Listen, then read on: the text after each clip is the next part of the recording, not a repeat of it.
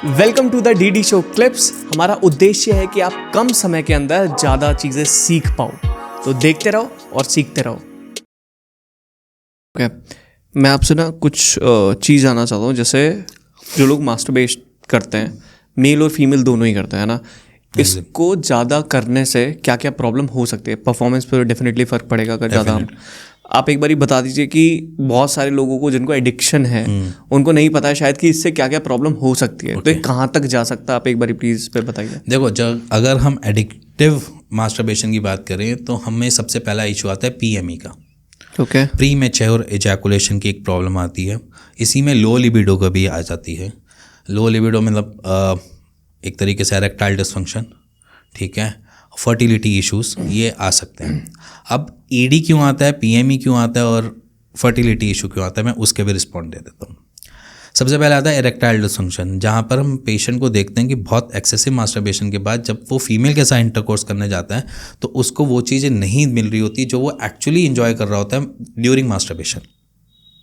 Okay, हाँ, तो यहाँ पर क्या होता है, इरेक्टाइल डिसफंक्शन आता है कि उसको वो फील ही नहीं आ रही।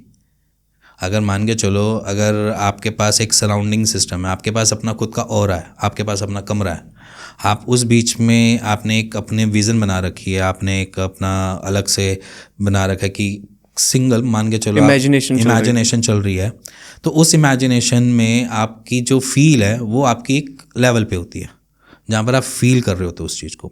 और जब आप ड्यूरिंग इंटरकोर्स के आसपास जाते हो या इंटरकोर्स करने जाते हो, वहाँ पर वो ब्रेक डाउन हो जाती है चीज़ें, तो वहाँ पर आपका इरेक्टाइल डिसफंक्शन जैसी प्रॉब्लम क्रिएट हो जाती है, इरेक्टाइल ही नहीं होता। देन उसके बाद आ जाती है प्री मैच्योर इजैकुलेशन, सेम यही प्रॉब्लम कि वहाँ पर जो आप फील करते हो, जैसा आप सराउंडिंग फील करते हो, बट जब इंटरकोर्स इरेक्टाइल हो भी गया, जब आपने आगे थोड़ा सा ड्यूरिंग इंटरकोर्स बढ़ाया, अपना सेक्स ड्राइव बढ़ाई, तो उस बीच में भी इशू आ जाते हैं कि वो फील नहीं आ रही जो आनी चाहिए थी, तो वहाँ पर इजैकुलेशन जल्दी होने की संभावनाएं बढ़ जाती हैं। अब आ जाता है फर्टिलिटी इशू। फर्टिलिटी इशू इसलिए मैं कहता हूँ, जब हम अर्ली करते हैं या फिर हम एडिक्टिव होते हैं तो हमारे स्पर्म ढंग से बन ही नहीं पा रहे हैं। हम उससे पहले ही उसको इजैकुलेट कर रहे हैं। जैसे 3 दिन का रेशो बनाया, मैंने उससे पहले उसको इजैकुलेशन करने पर चालू कर दिया। जब मैं दिन में 2 बार इजैकुलेट कर रहा हूँ या 3 बार इजैकुलेट कर रहा हूँ तो मेरे स्पर्म बन ही नहीं रहे। वो बार बार जो प्रोसेस है, टेस्टिस है, वो जो लगा रहा है, बट मैं उससे ओवर यूज़ करने की कोशिश कर रहा हूँ।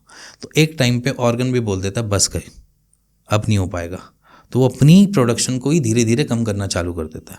कहते हैं मेरे बनते हैं नहीं, ये पहले इजैकुलेट कर देता है, तो हम पूरे ढंग से करें ही नहीं, काम ही नहीं करें, तो वहाँ पर क्या होता है कि स्पर्म काउंट धीरे धीरे लोअर साइड आने चालू हो जाते हैं। अब किसी चीज़ का भी एक्सेसिव यूज़ आपकी बॉडी पे हैम्पर तो करेगा ही। मान लीजिए अगर आपकी गाड़ी में टायर्स हैं और टायर घिस रहे हैं, आप चेंज कराओगे या कुछ कराओगे, बट आप घिसे हुए चलाओगे तो कभी ना कभी तो फटेंगे ना। सेम वैसे ही किसी भी ऑर्गन का यूज़ करना, वो भी एक्सेसिव यूज़ करना, वो आपको इम्पैक्ट डालेगा। तो वहाँ पर फर्टिलिटी इश्यूज जैसी प्रॉब्लम क्रिएट हो जाती है। और इससे क्या टाइम ड्यूरेशन पे फ़र्क पड़ता है व्हेन दे आर परफॉर्मिंग?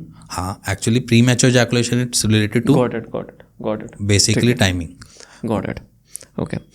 एक और बहुत बड़ी समस्या है नाइटफॉल। हाँ, एक्चुअली देखा जाए बहुत बढ़िया। देखो, वो वैसे देखा जाए तो वो नॉर्मल भी है। अगर मैं बात करूँ कि विद इन अ मंथ आप 2 बार ही, एक बार ही नाइटफॉल होता है तो इट्स ओके, वो कोई परेशानी वाली कोई बात नहीं है, ना कोई ट्रबल वाली बात है। हाँ, बट अगर आप फ्रीक्वेंटली नाइटफॉल पे हो, मतलब वीक में 2 बार ही हो रहा है, 3 बार ही हो रहा है, तो वो दैट्स अ प्रॉब्लम। तो उसमें क्या है, नाइटफॉल जो है वो बेसिकली हम रीजंस अलग अलग देखते हैं उसमें। सबसे पहले तो स्ट्रेस भी देखते हैं उसमें, जहाँ पर बॉडी स्ट्रेस में है और वो बार बार कंट्रोल नहीं कर पा रही वहाँ की मसल्स और वो उसको इजैकुलेट कर देती है। दूसरा देखते हैं कि वहाँ की मसल्स, पेल्विक एरिया की मसल्स जो हैं वो इतनी स्ट्रांग नहीं है कि वो होल्ड कर पाएँ। तो इसकी वजह से भी इजैकुलेशन हो जाती है। तो उसके लिए हम कहते हैं एक्सरसाइजेस मस्ट हैं, जहाँ पर कीगल एक्सरसाइज आ जाती हैं, जहाँ पर थोड़ी बहुत एक्सरसाइज की मूवमेंट्स आ जाती हैं, लेग रेस वाली एक्सरसाइज आ जाती है। तो ये वाला पॉइंट है। एक होता है कि जहाँ पर हम कहते हैं कि बॉडी में गर्मी बढ़ गई, और ये मोस्ट ऑफ द डॉक्टर्स आपको ये कहते हुए मिल जाएंगे कि बॉडी में गर्मी बढ़ जाना जिसकी वजह से इजैकुलेशन नाइटफॉल हो जाना। तो यहाँ पर बेसिकली क्या होता है कि ये जितनी भी गर्मी वाला होगा इजैकुलेशन या क्या इस तरीके के इजैकुलेशन जितने भी होंगे, ये आपको नॉर्मली कभी भी मिलेंगे बिना वेट ड्रीम्स के। देखो अभी क्या होता है, 2 बारी नाइटफॉल होते हैं, मतलब मान के चलो एक होता है वेट ड्रीम्स के और एक होता है विदाउट वेट ड्रीम्स के। Okay. आपके माइंड में कुछ आया, आपका रात को नाइटफॉल हुआ, दैट्स अ ओके, वो एक सही है। बट जब आपके माइंड में कुछ आया ही नहीं बट तब भी इजैकुलेट हो रहा है, तब वो एक और बड़ी प्रॉब्लम बन जाती है। तो वहाँ पर हम देखते हैं कि बॉडी में बहुत सारी चीज़ें कॉम्प्रोमाइज़ हो रही हैं, चाहे वो न्यूट्रिशन कॉम्प्रोमाइज़ हो, चाहे वो बेसिकली गर्मी, जैसे गर्मी एक कहने की बात है गर्मी, बट गर्मी का कोई ऐसा कोई लेना देना नहीं होता। बट जैसे हार्मोनल चेंजेस एकदम से हो जाना, तब भी देखते हैं कि नाइट फॉल हो गया, बॉडी एकदम से चेंजेस लेकर आ रहे हैं, FSH लेवल सब बिगड़ रहे हैं, टेस्टोस्टेरोन लेवल बिगड़ रहे हैं, तब भी नाइट फॉल हो जाना, ये तभी प्रॉब्लम्स आती हैं। तो बेसिकली नाइट फॉल होना टिपिकली डिफरेंट पड़ाव पे डिफरेंट चीज़ें हैं। अगर वो बहुत ज़्यादा हो रहा है तो परेशान होने वाली बात है। अगर महीने में आप 3 बारी या 2 बारी कर लेते हो तो कोई प्रॉब्लम नहीं है, विदाउट किसी इजैकुलेशन के। मतलब कि आप मास्टरबेशन नहीं कर रहे हो बट 3 बारी महीने में इजैकुलेट कर रहे हो या एज ए नाइटफॉल हो जाता है, तो वो नॉर्मल है, उसको कोई टेंशन लेने वाली बात नहीं है, स्ट्रेस लेने वाली बात नहीं है। Got it.